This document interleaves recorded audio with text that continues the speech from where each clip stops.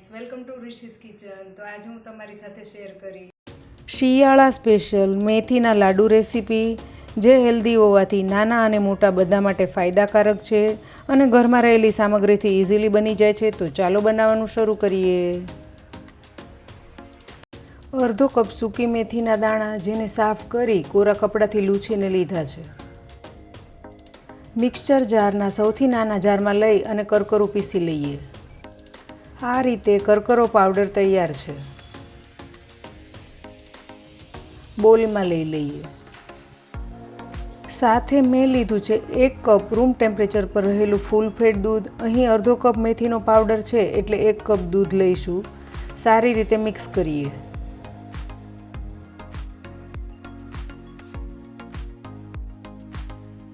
આ રીતે મેથીને દૂધમાં પલાળવાથી સારી રીતે ફૂલી અને તેમાં રહેલી કડવાશ ઓછી થાય છે. મિક્સ થાય ત્યાર પછી કવર કરી 5 કલાક માટે સાઈડ પર રાખીએ. ગેસની ફ્લેમ ઓન કરી હેવી બોટમ પેનમાં 1 કપ ઘી, જે મેં ઘરનું બનાવેલું લીધું છે. ગેસની મીડિયમ ટુ લો ફ્લેમ પર ઘી ગરમ થવા દઈએ. ઘી ગરમ થાય એટલે અડધો કપ બાવળનો ગુંદર,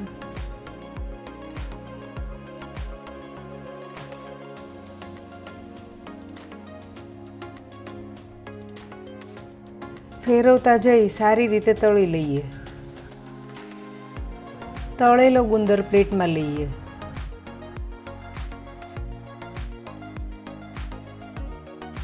તે જ રીતે બાકી રહેલો ગુંદર પણ તળી લઈએ.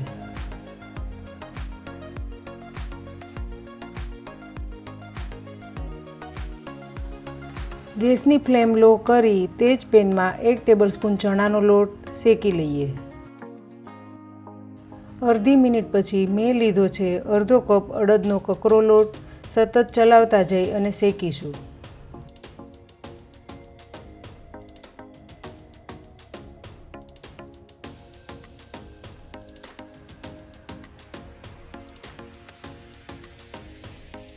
લો ફ્લેમ પર જ લોટ શેકીશું.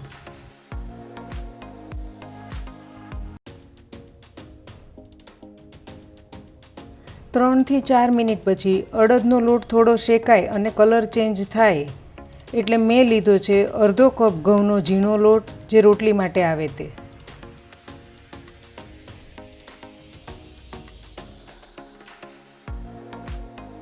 સતત ચલાવતા જઈ અને લોટને શેકીશું. લો ફ્લેમ પર જ લોટ શેકીશું, જેથી લોટ અંદરથી સારી રીતે શેકાઈ જાય.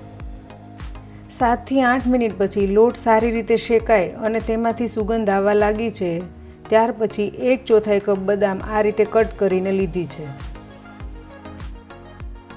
સતત ચલાવતા જઈ થોડીવાર માટે બદામ રોસ્ટ કરીએ.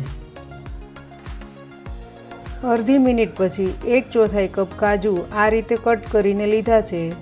સાથે અડધો કપ સૂકા કોપરાનું છીણ,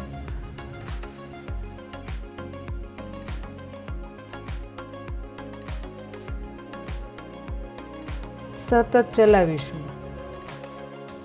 2 થી 3 મિનિટમાં ડ્રાયફ્રૂટ રોસ્ટ થઈ ગયા છે. ગેસની ફ્લેમ બંધ કરીએ. ગેસની ફ્લેમ બંધ કર્યા પછી પણ થોડીવાર માટે સતત ચલાવીશું. ગેસની ફ્લેમ બંધ કર્યા પછી 1 ટેબલસ્પૂન ખસખસ મિક્સ કરીએ.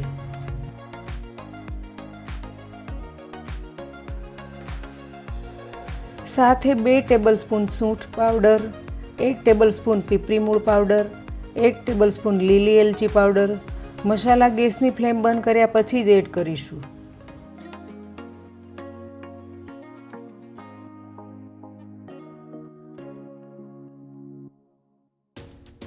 મિક્સ કરીએ. બધું જ સારી રીતે મિક્સ થઈ ગયું છે. પ્લેટમાં લઈ લઈએ. 5 કલાક પછી મેથીનો પાવડર સારી રીતે પલળી અને ફૂલી ગયો છે.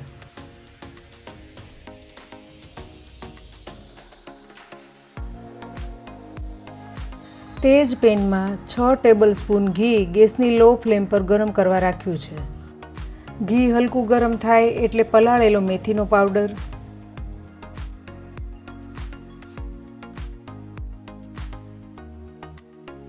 સતત ચલાવતા જઈ મેથી પાવડરને શેકીશું.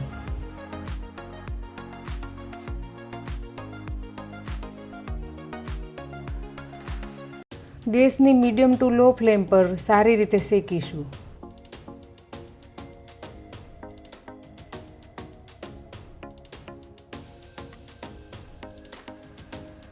મેથીના પાવડરમાં રહેલા દૂધનો ભાગ સારી રીતે બળે ત્યાં સુધી શેકીશું.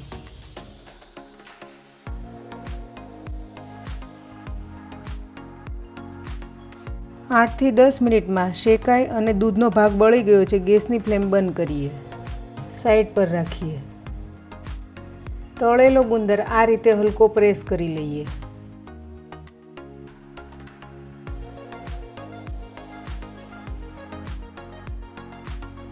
સાઈડ પર રાખીએ.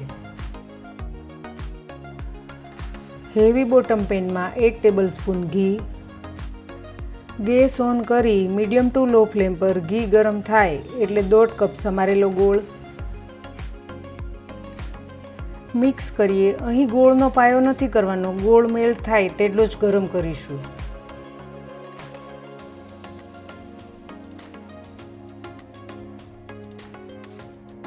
એકથી 1.5 મિનિટમાં ગોળ મેલ્ટ થવા લાગ્યો છે.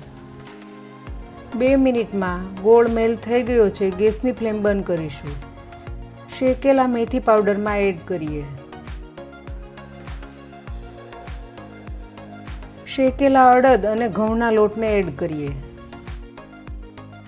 મિક્સ કરીશું.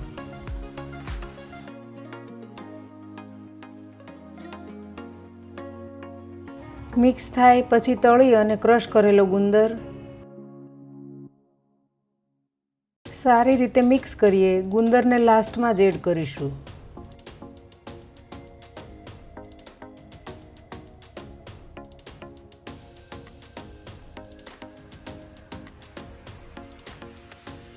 બે થી 3 મિનિટમાં બધું સારી રીતે મિક્સ થઈ ગયું છે. નાની સાઇઝની વાટકીમાં મિશ્રણ લઈ હાથની મદદથી લાડુ વાળીએ.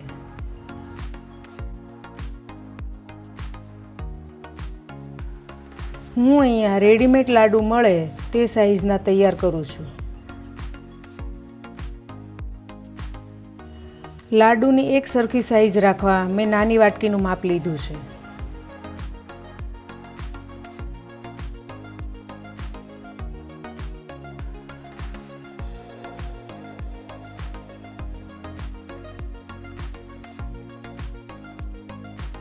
લાડુ ગાર્નિશ કરવા માટે બદામની કતરણ.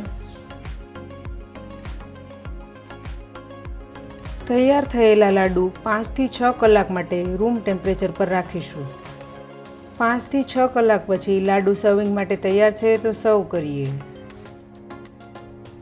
ટ્રાન્સપરન્ટ બોક્સમાં બટર પેપર મૂકી